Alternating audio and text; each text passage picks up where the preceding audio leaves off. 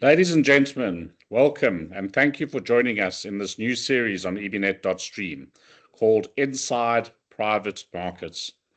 I'm extremely excited to be hosting this series, what I believe is an incredibly important topic for all of us in South Africa as investors, both as individuals and as trustees of retirement funds. South Africa only invests 2 to 3% of retirement fund capital into our private markets.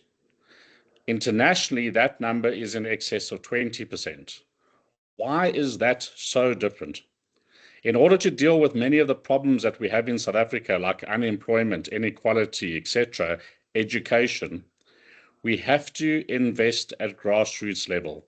We need to direct private capital to help grow and develop South Africa for all. That allows us to also generate opportunity to produce good returns for all members of retirement funds into the future, ensuring that they can retire comfortably. It simply makes sense. Yes, it's not without risks. And that's why we are holding this 12-episode podcast in order to help you understand and identify both the good and the bad of private market investing so that you can make smart choices.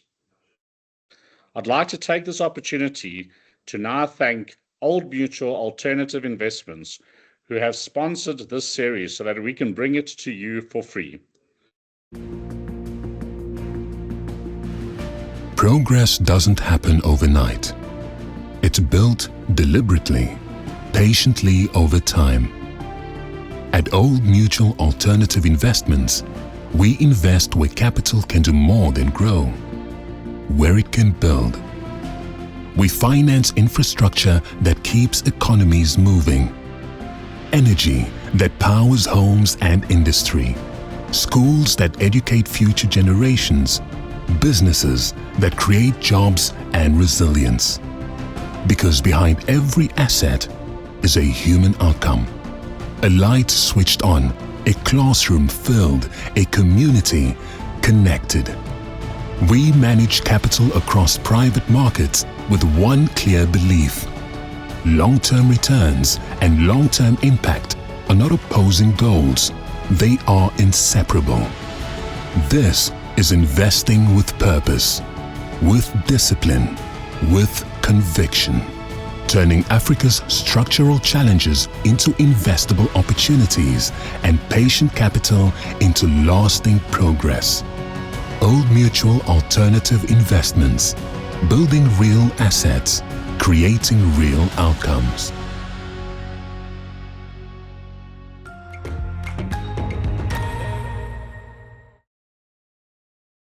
Ladies and gentlemen, welcome to the first episode in the 12-episode series called Inside Private Markets, sponsored by Old Mutual Alternative Investments. I'm delighted to be joined today by someone who shares a passion for private markets like I do, Naveen Lala, a client director at Old Mutual Alternative Investments. Naveen, thank you for joining us and welcome. How are you? Yeah, good on you, Leon. Thank you. Lovely to be here. Yes, good to have you with us. When I say we share a passion, I believe that private markets is critical to the success, ultimately, of South Africa, but not everyone understands it all that well. I've often heard you talking about one of your strengths is decoding private markets for your customers. Explain to me why you feel that. I think private markets play a critical role, and you're 100% right with that point. It's not just about investing in funds, exiting them, turning them around. It's about growing jobs, growing the economy, impacting lives, and making real changes. I think it's an ideal asset class where you can not only earn super returns, but also have capital allocated as a force for good. So you've been at Old Mutual in this role since 2023, the start of 23. So that's just over 2 years. 3 years, yeah. 3 years. And you are engaging with institutional customers, so pension funds and their consultants, specifically on private market type investments. How have you found the level of knowledge generally in the market, both those that you've engaged and had success with, plus those that perhaps you haven't had success with? So it's a mixed bag where you've got some really sophisticated pension funds and asset consultants that have been investing in private markets for many years. However, Regulation 28 only really permitted allocations to private assets in a meaningful way since 2023. So it's still very early days. It's an asset class that investors are less familiar with. And like all things new, it comes with a learning curve. And a lot of our investors are going through this learning curve. And I think it's podcasts like this and conversations like this where we can make it more familiar. And this will be, I think, in a couple of years, in fact, a mainstream asset class. That's a cornerstone of all portfolios.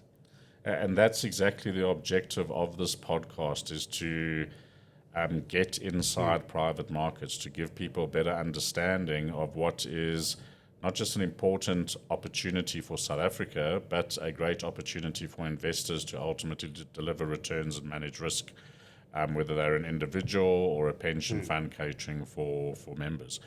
Before you joined Old Mutual, you were at RMB. Yeah. Also in private market field? It was alternative investments, where it was funds of hedge funds.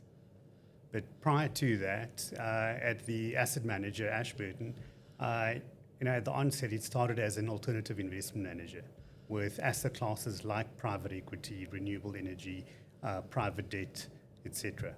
And when you, whether it was the start of your career or not, I can't remember, but when you worked in a multi-manager field as a manager research analyst, in those days, there wasn't really private markets even considered. So has the market developed that much, and why was private markets not really considered back then? Well, private markets weren't considered because there were regulatory constraints. Listed equities are a great asset class, and investors didn't really need to look elsewhere.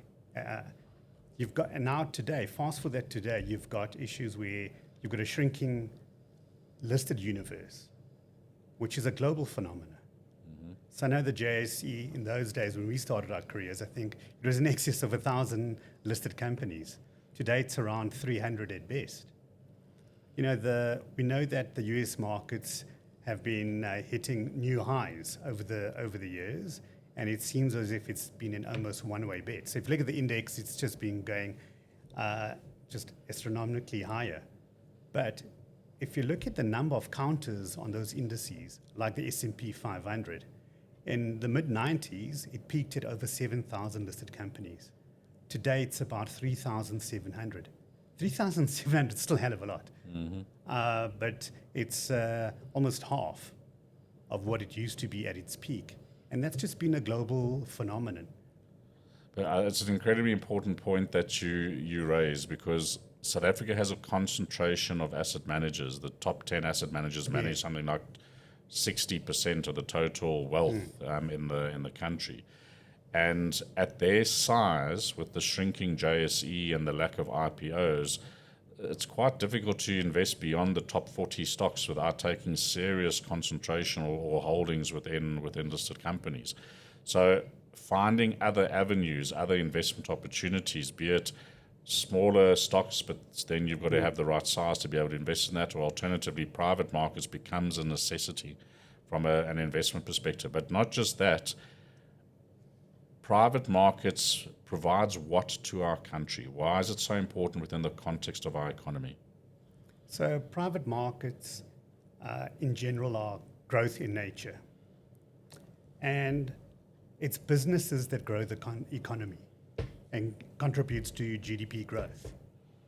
So businesses grow by producing products and services. And as businesses grow, they're able to employ more people.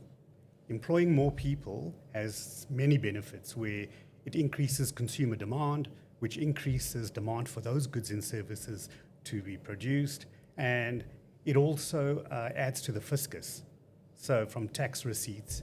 And with higher employment, you have the opportunity, people have the opportunity to be able to improve their standard of living. And I think private markets play an important role in providing critical funding and capital to help these businesses grow. So I was in a webinar this morning with Dr. Franz Cronier, private clients, and they were speaking to the fact that in order to create jobs, we need to be growing the economy by a good 4 to 5% per annum. And the only way to do that is to significantly increase fixed investment in the country to multiples of where we are right now. And that's what private markets ultimately is. It's about building factories, creating actual jobs for people that helps grow the economy at the end of the day. Is that correct? Yes, absolutely.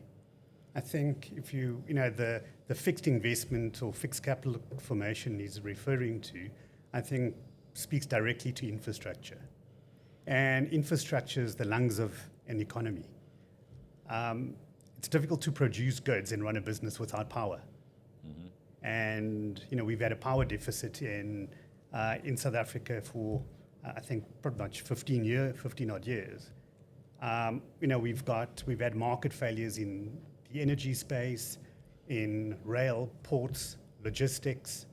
So private markets have played an important role in being able to address these market failures.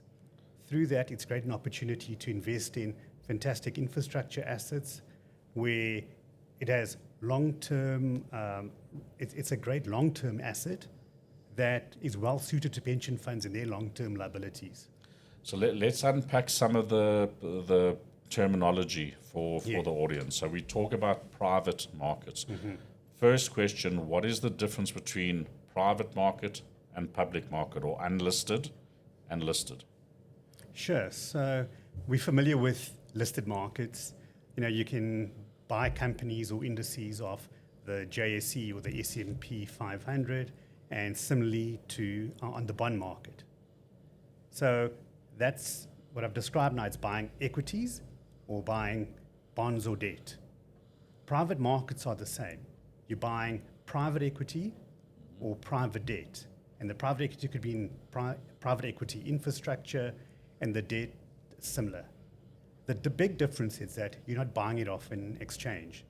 These assets are privately held by private owners, and when they require capital to expand their businesses, listing is an option, but typically it's the last option because giving away equity is an expensive form of financing, and they don't typically want to give away control. So typically they'd want to look for debt as its first point of call, and we coexist well on the private debt side with the banks. So we're able to fund alongside banks to these private businesses, and often we're able to provide more tailored solutions that are better suited to these businesses and to be able to partner with them so they can grow. So if I take our business, ICTS, which is a mid-sized financial services business, it's privately held. Yeah. If we wanted to raise capital to expand, we could speak to a private market asset manager, and if they're raising or if they have capital to deploy, there might be an opportunity to borrow, so have some debt through that structure, or alternatively for them to become a shareholder and receive capital in the form of equity, as a simple example. Am I correct? Yes, that's dead right. Okay, now, when we talk about private markets, I throw private markets around just as a term all the time. Private equity is included, private debt, infrastructure. Yes, and I'd add real estate to that. What is mezzanine capital? So if you think about the way businesses are funded, capital forms either, the main pieces are equity financed, where the owner would put in their capital and own a portion or own the business, or it could be debt financed. And in between, there's different types of capital tiers. So mezzanine sits in the middle between equity and debt. So it has debt-like features, but often with returns that are not too far off with equities. So explain then the difference between private equity and debt versus then this term infrastructure. Why do we have this term infrastructure? What's the difference there? So, private equity, and within private equity, there's a few other genres. So there would be, if you think of a lot of these tech businesses that have started in the US, Sequoia Capital being one of the well-known names for that, where they've invested in small businesses that were startups without revenues and there were ideas. And fast forward 10, 20 years, some of them have become the largest listed companies in the world. So you'd go through this. That piece would be venture capital, investing or financing. And within that, there'd be early stage, seed, and various series rounds. And then you'd get your private equity. So the first part has a lot more risk. Your failure rates are high, but the returns are phenomenal if you get it right. So that's for a very specific type of investor that has that appetite. And then you've got slightly more mature businesses, but still growth businesses in the form of private equity growth. And those are businesses that now need more capital that the venture capital guys can't provide. And there's lots of examples. We play in that growth space. And then there's buyout, where you're buying more mature businesses. And in that life cycle of a business, the IPO would be the next stage. So if you look at that transition or that progression, the IPO and listed part, when a company is listed, the bulk of its returns in terms of the massive rate of change has occurred prior to it listing. They can still perform phenomenally well into the future, but a lot of the high growth occurs pre-IPO.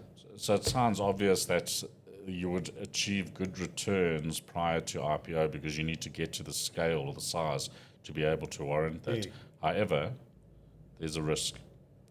So the risk is the risk of failure. And that is obviously a key consideration for any investor when it comes to private market investing. So how does that risk get managed and mitigated for any investor? So if you think about from an investor's perspective, and I'll drop down to from an asset manager to the companies. Now, when you're investing in funds, the manager counts and can make all the difference. So for an investor, you're going to make sure you're investing with a seasoned asset manager that has managed multiple vintages. By vintages, I'd mean like a fund 1, fund 2, fund 3, where they've demonstrated the ability to originate assets, meaning find a business, invest in it, make that business better, exit, rinse, repeat. So they've got a track record in doing that. So that's from an investor perspective. From a private equity fund manager perspective, you're building relationships over multiple decades, finding these businesses and these businesses knowing that you're a good partner with an expertise to help grow their value, add value in their businesses, grow their businesses, help them with strategic guidance in terms of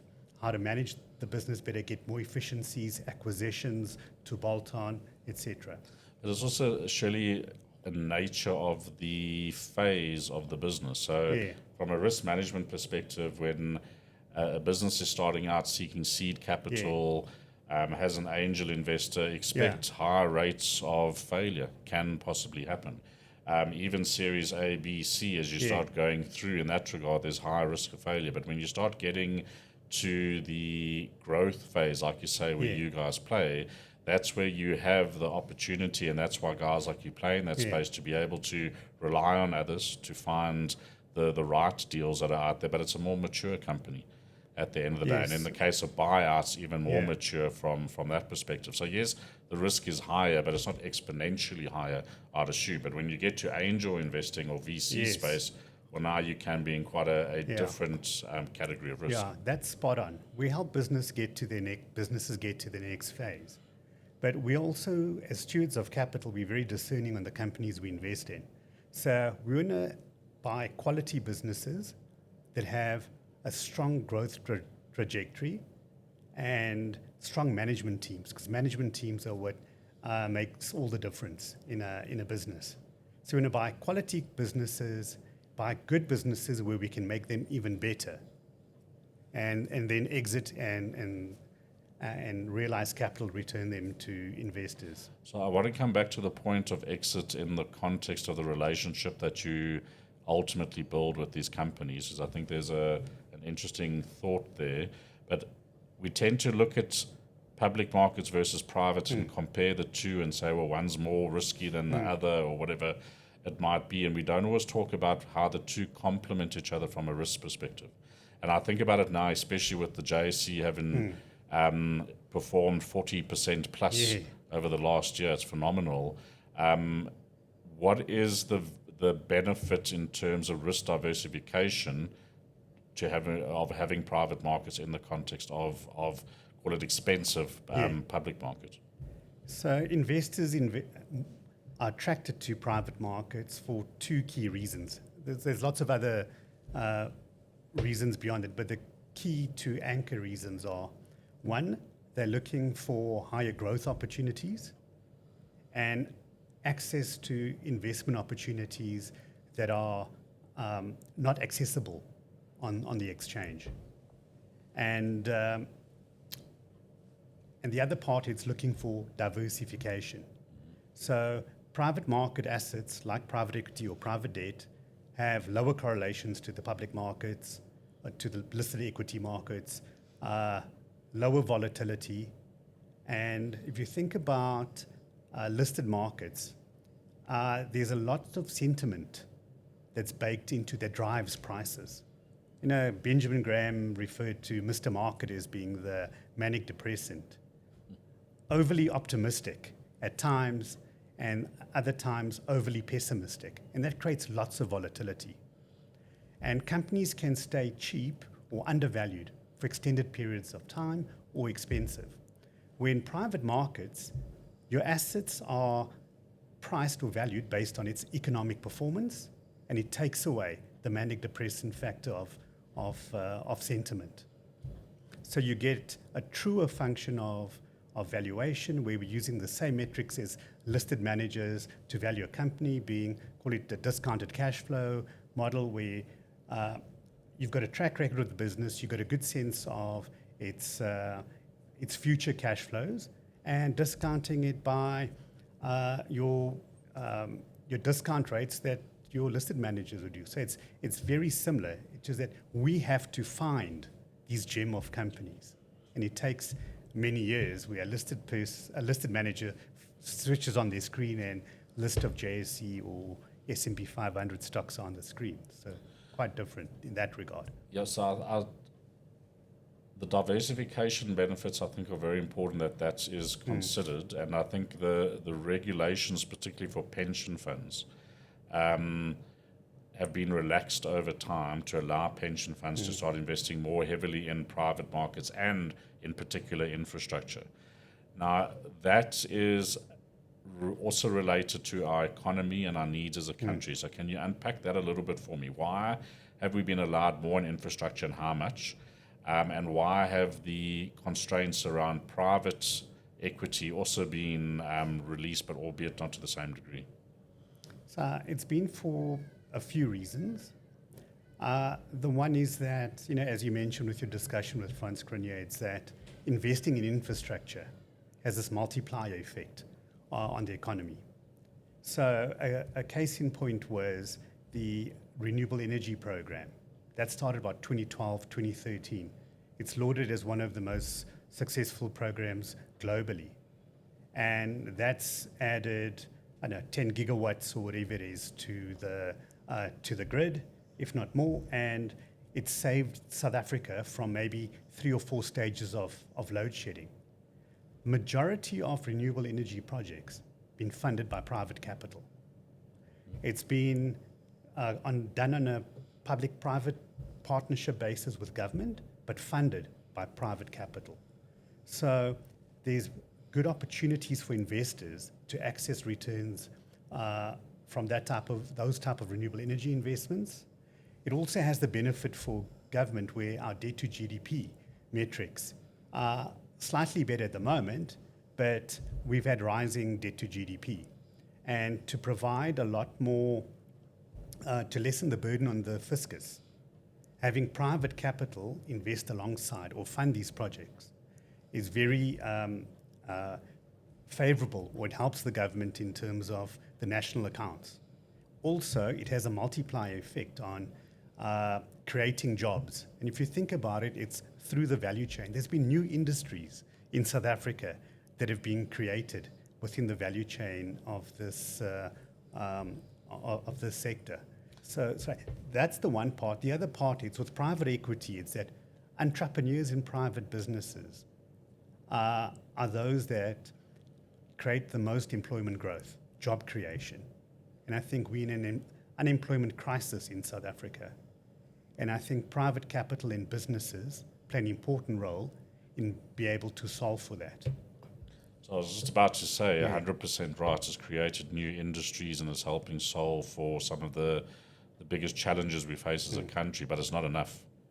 I mean, that's the reality of it. It's just simply not enough. We still face these challenges. And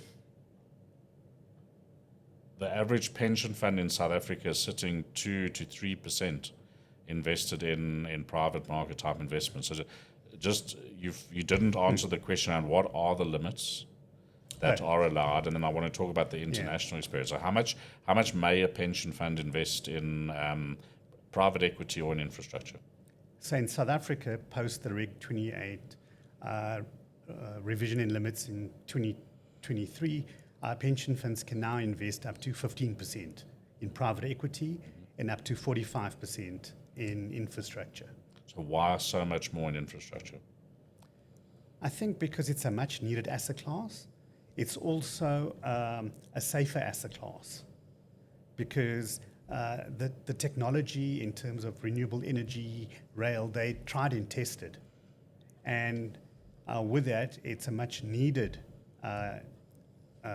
theme required in South Africa in terms of infrastructure assets. And it has multiple benefits in terms of, the job creation that we spoke about and providing more energy. Okay. So I'm assuming the fact that pension funds are still sitting at that 2 to 3% it's an education gap. It's about finding comfort. It's about understanding. It's about having advisors also lead the investors so that they can have or make good decisions in terms of what to invest in.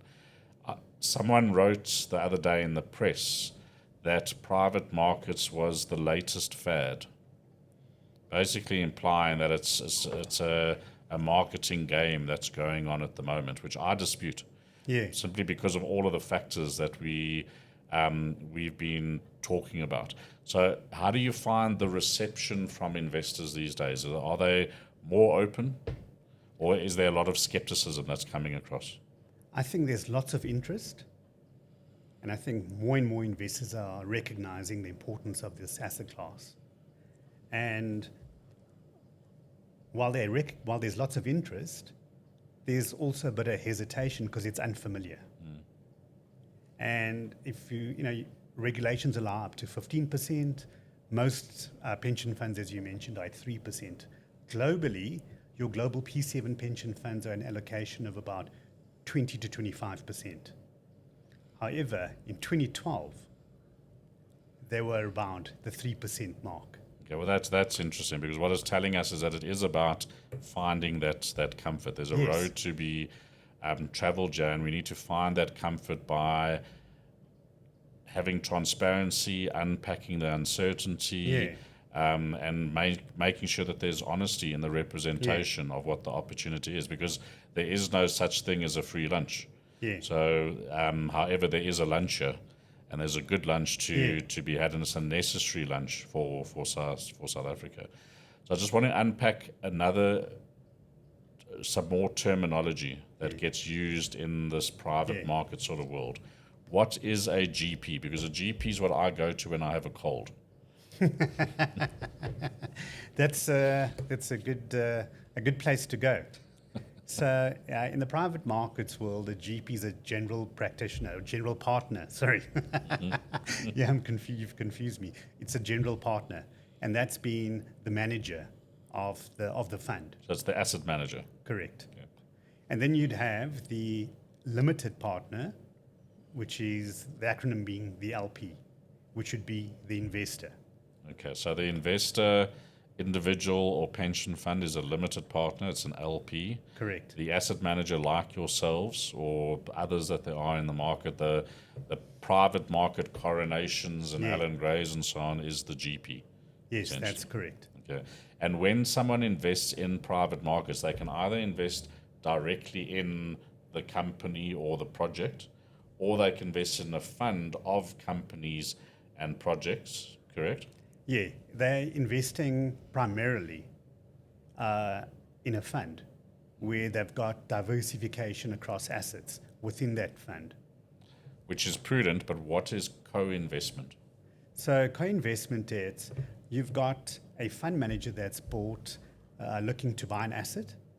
It's a phenomenal company, but they don't have enough capital to buy it in totality, and they need capital alongside it. So in that case, where there's this surplus equity available, you'd bring in a partner who can buy in on a co-investment basis alongside you. And that typically comes with many benefits in terms of no fees. So investors who have large exposures to private markets or private equity, often as they progress and at more advanced stage, they look at doing these co-investments, which can then enhance returns further. But I think for your general investor and where we are in South Africa, I think a fund is a good place to start. And for those sophisticated investors, which we do have in South Africa, and we've had several conversations with pension funds around co-investment opportunities. So let's just unpack the way the capital is raised and then invested, and ultimately how the returns are earned. So if it's a fund, you as the GP, the asset manager, would raise capital to invest in that fund. So you would go on a capital raising exercise with a particular date, what they would call a close date. Is that right? Yes. So in the fund terminology, and these funds are partnerships, in-commodity partnerships. That's why you'd have a general partner and a limited partner. So these funds would have a typical life cycle where it would be a fund term life of, say, 10 years with the option of an additional 2 years if more time is needed. So through that, you go through the cycle of fundraising, where they're raising capital from investors to invest in the fund. And then the next part would be on deploying the capital. So the fundraising could be in a window period of 2 to 3 years.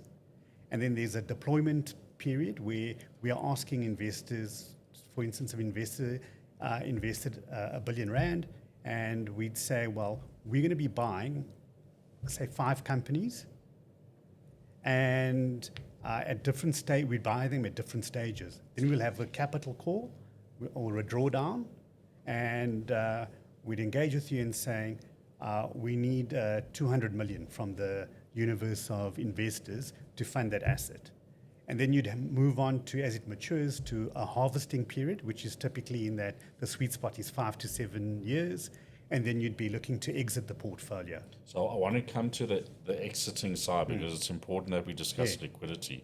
But before we get there, I have to make a joke or poke a bit of fun at the asset management community, because I helped a London-based GP who focused in Africa look for companies to invest in South Africa, private companies that they could take a stake in. And the first time I met with them, I hadn't heard this term, but they spoke to me about their dry powder.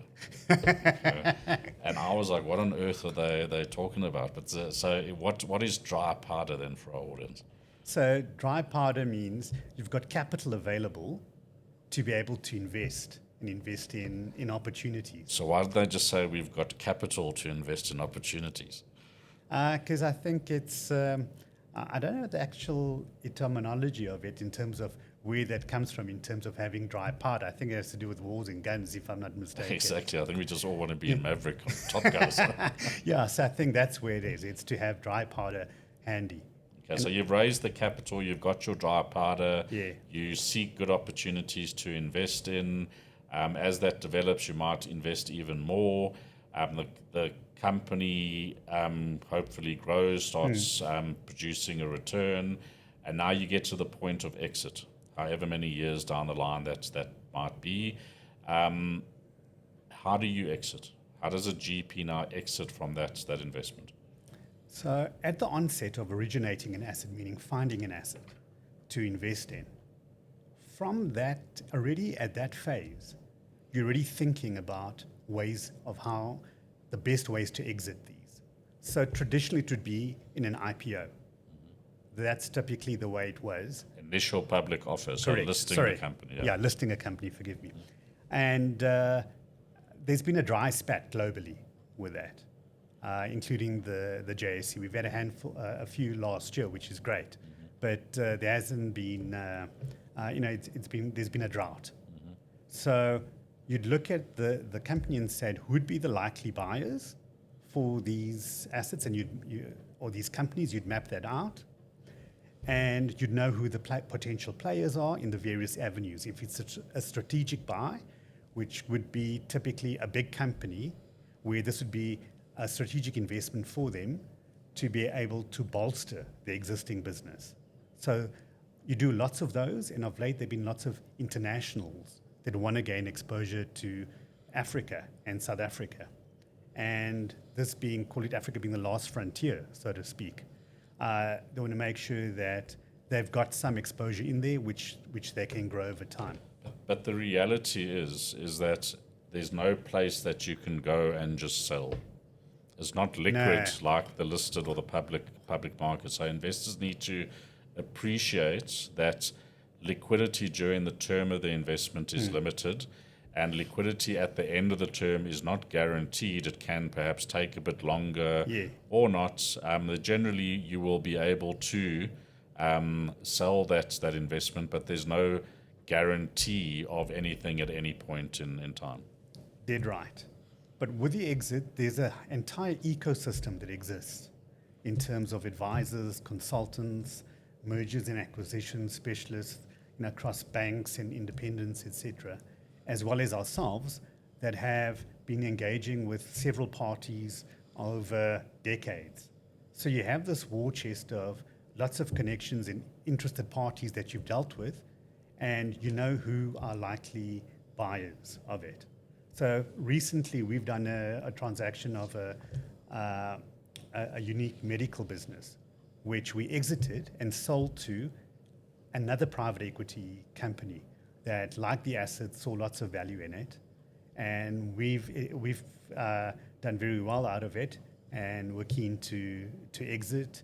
And on that exit is when you realize the assets, and it's on realized gains that your investors make your return, because that hits their bank account. So I think, again, investors must appreciate that as you go through those phases, again, the more mature the company, the higher the levels of liquidity ultimately will be. And when you get to the public markets, well, then, yes, that's the sort of highest level. And that risk is then fully mitigated at that time. It's a risk, but it's not an unmanageable risk. But again, depending on the stage of the company. Investments are never without risk. 100%. And equities, be it listed, you've had equity listed companies go bust. Yeah. And it's not uncommon. That happens. There's always one big one that happens every couple of years. And I think this is where the ultimate appreciation needs to come in. A healthy, burgeoning private markets community or market feeds a healthy public market. Absolutely. And where we are aiming to build returns, be it for ourselves individually or be it trustees on behalf of members, you've got to consider the longer term, because you might be investing in lower risk assets right now, but ultimately that might be the highest possible risk if you don't have opportunities in the future. Yes. And that's where, again, private markets comes into the reckoning, especially in a country like ours, where we are playing, call it a bit of catch up. Yeah. And we do need to build infrastructure. We do need entrepreneurs. We need to create jobs. We've got to deal with a number of issues. And we need the capital in order to do that, in order to create a happy, healthy South Africa for future generations. 100%. And I think, we impact investors, as a business. We invest there's an impact underpin.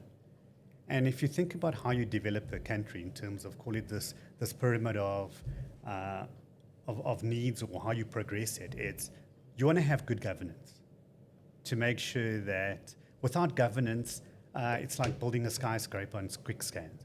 So nothing works without governance.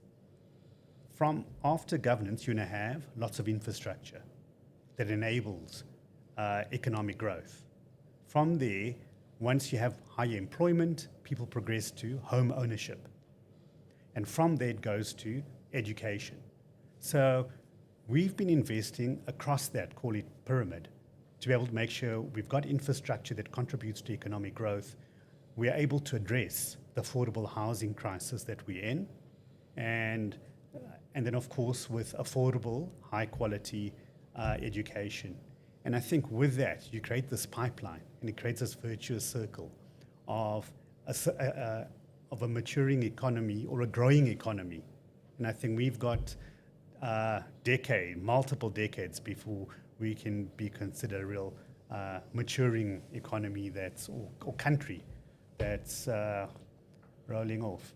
Well, I think on that note, I'm going to draw this first episode to a close. I'd like to make one comment Sure, on this about responding to the skeptic, your very cynical friend who says private markets is, I can't remember the term, but he said it's a bit of a fad. So what's not a fad, it's that companies are staying private for longer.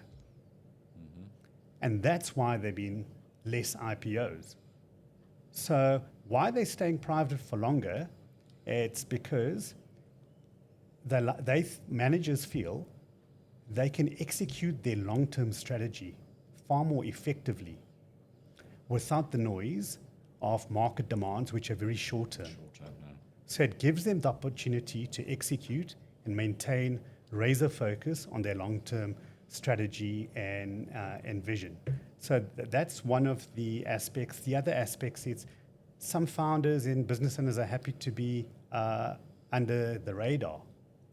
But with these companies staying private for longer, you've got this private capital that's been available, and it's available in abundance now, that's able to facilitate and fund these businesses without them going to listed markets. So if you look at that scenario, which is playing out, if you are confined to only investing in listed markets, these great companies that are staying private, you're never going to get exposure to them. And typically they're higher growth businesses. Yeah, it's such a good point that you make there, because I've thought about it quite a lot in the past, and not really in that context, but the average tenure of a CEO in the States is less than 3 years or something. Or if you take my football team, Man United, the manager gets 6 months, and if they're not winning everything, gets the boot. And you cannot implement and execute on a strategy effectively with such a short-term lens. Essentially, it's simply impossible to do. The market cannot come to you within that period of time, and that just results in a churn. Yeah. So it's 100% right. By supporting and giving time, you ultimately increase your chances of achieving a better return. Yeah, and you eliminate or reduce that element of having a new CEO coming every couple of years, changing strategy, and then you have a business where that they're spinning tires moving fast, but staying in the same place. Okay, well, listen, thanks for that. I'm going to let you get back to your dry powder. So just to the audience, thank you so much for joining us today. As I said at the start, this is a 12-episode series where we will progress through each episode with different guests and expand on a range of topics related to private markets. And if you go to the www.ebnet.co.za website and you go to ebnet.stream tag, you will see there the Inside Private Markets series and each one of the episodes and what those topics are that we will be covering. And I can tell you that the next episode will be landing on the 10th of February, so in 2 weeks' time from now. And the topic of that one will be the evolution of private markets, both here in South Africa as well as globally. So on that note, thanks again for joining us, and we'll see you on the next one.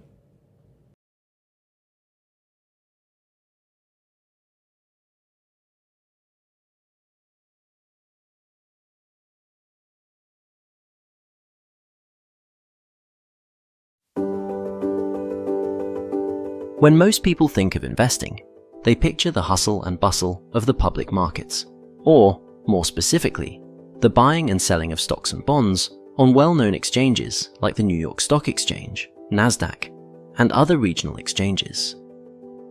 But new opportunities are now opening for some investors, which can be just as crucial for building a well-diversified, long-term investment strategy.